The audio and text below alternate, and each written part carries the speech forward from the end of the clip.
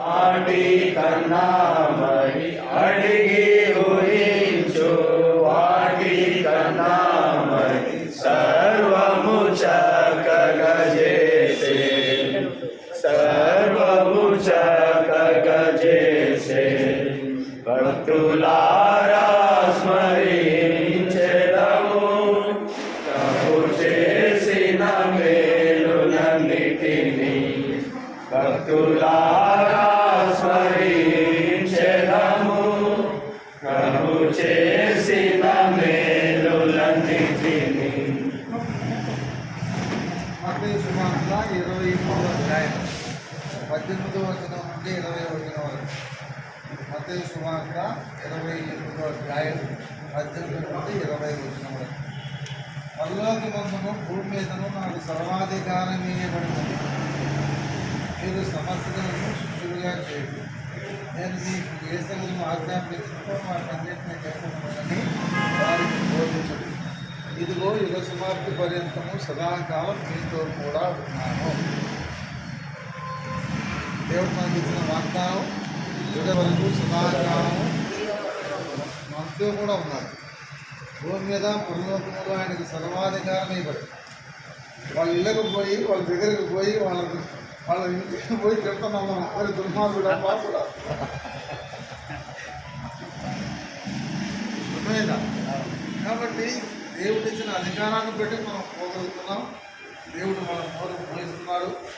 శత్రువు ఏదో రీతిగా నోరు తెలుస్తాడు. కాబట్టి దేవుడు మనకి ఇచ్చిన సర్వాధికారం, దేవుడు మనకి ఇచ్చినటువంటి ఆధిక్యత, దేవుడు మనకు ఇప్పుడుగా ఉన్నాడు. కాబట్టి దేవుని కొరకు జీవించి దేవుని కొరకు సాక్షులుగా ఉండి దేవుని సువార్త ప్రకటించే భాగ్యం దేవుడు మనకు ఇచ్చాడు. దేవదూతలకు ఈ అవకాశం లేదు, దేవదూతలకి ధన్యత లేదు.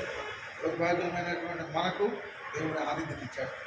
కాబట్టి సమయం అనక అసమయం అనక ప్రయాసపడం సువార్తను ప్రకటించడు. దేవుడు సువార్త ప్రకటించడం అనేటువంటిది గొప్ప ఆధిక్యత. సువార్త ప్రకటించకపోతే శ్రమ, ఇప్పుడు ప్రకటిస్తే ఇప్పుడు. కాబట్టి దేవుని కొరకు శ్రమ అనిపించడం, దేవుని కొరకు మనం దేవుని రాజ్యంలో ప్రవేశించాలంటే దేవుని రాజ్యంలో ప్రవేశించాలంటే కొరకు ప్రవేశం కాదు అని ఎంతో చెప్తాం. కానీ పరలోక రాజ్యం సమీపించింది ఇప్పుడు రండి మామూలు సుబంధం నేను చెప్తాను ఫుల్గా. అది వచ్చిన తర్వాత ఉంటుంది కథ. ఏంటి కథ? అపోస్తుల కార్యం 14వ అధ్యాయం 22వ వచనం. అపోస్తుల కార్యం 14వ అధ్యాయం 22వ వచనం. అందరూ పలకండి. విశ్వాసమందు నిలకడగా ఉండవలను, అనేక శ్రమలు మనం అనుభవించి దేవుని రాజ్యంలో ప్రవేశింపవలను. అనేక శ్రమలు అనుభవించి మనము దేవుని రాజ్యంలో ప్రవేశింపవలను. ఎన్ని శ్రమలు? ఆటంటూ ఓడిస్తూనే మనం కదా. ఎవరైనా కొంచెం కష్టపెడితే చాలా బాధపడతారు.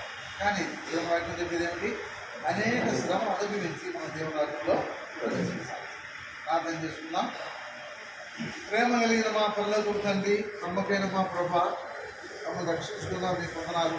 మిమ్మల్ని సేవించి మీ స్వాగత పెట్టించే భాగ్యం మాకు అనుగ్రహించామని వందనాలు చేసుకున్నాం. దయగల మా ప్రభా, హైదరాబాద్ ఎప్పుడు ఉంది బిడ్డలు తండ్రి స్వాగత పెట్టించడానికి మైదుపూర్ ప్రాంతాన్ని తీసుకుని వచ్చిన నీ వందనాలు. ఈ 3 దినాల పరిచయలో మీకు సహాయపడుతూ వచ్చినందుకే మీకు స్తోత్రములు. దయగల మా ప్రభా, జరిగించబడిన పరిచయంతటినీ దీవించండి.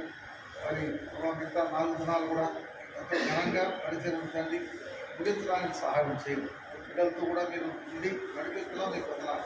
మిగతా కాలం అంతట్లో కూడా సహాయం చేయండి. ప్రతి పరిచయంలో మీరు ముద్ర వేయండి.